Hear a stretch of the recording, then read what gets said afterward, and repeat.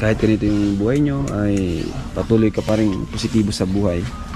Kasi po, marami pong pangarap si mama para sa amin. Marami rin po kami pangarap para kay mama. Di ka na-down o na-down ka rin naman? Na-down po, pero kaya naman po at nananalangin naman po kami sa ama. Ano yung mga problema na pinagdaan mo talaga, Joy, na pwede mo ma-share sa amin? Yung talagang yung na-down ka na? Nung nag-aaral pa po ako sa dait, mag-isa po ako. Kasi mag-isa po ako sa boarding, tapos wala akong kadamay. Kasi nagkakasakit po ako doon. Tapos nandito si mama. Tapos, iniisip pa po dito sila, mama, hindi ko po alam kung manghihingi akong pera. Kasi baka wala din sila mamang pera. Okay, so minsan bago ka humingi, iniisip mo muna. Iniisip ko po muna kung may pera po sila mama o wala. Grabe yan. Kaya minsan mas hindi ka na lang humihingi. Hindi na lang Paano po. mo didiskartehan yung pera? Ano po, nagtitiis na lang. Titiis na lang. So Joy, ang mo, inspirasyon sa buhay? Bakit ka patuloy ang yung Si mama po talaga. Si mama mo talaga ang inspirasyon mo?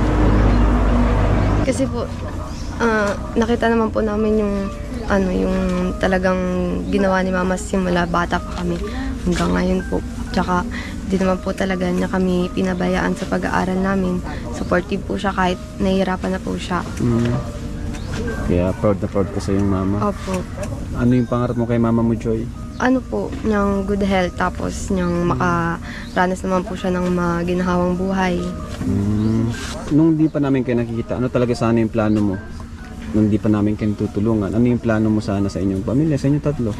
Yun po, sabi ko po kay mama, kahit na hindi po talaga ako hihinto, kahit maghinto po muna si kung hindi talaga po kaya, yung pag nakapagtapos naman po ako ng grade 12, mayroon naman pong pwede naman po ako mag-working student.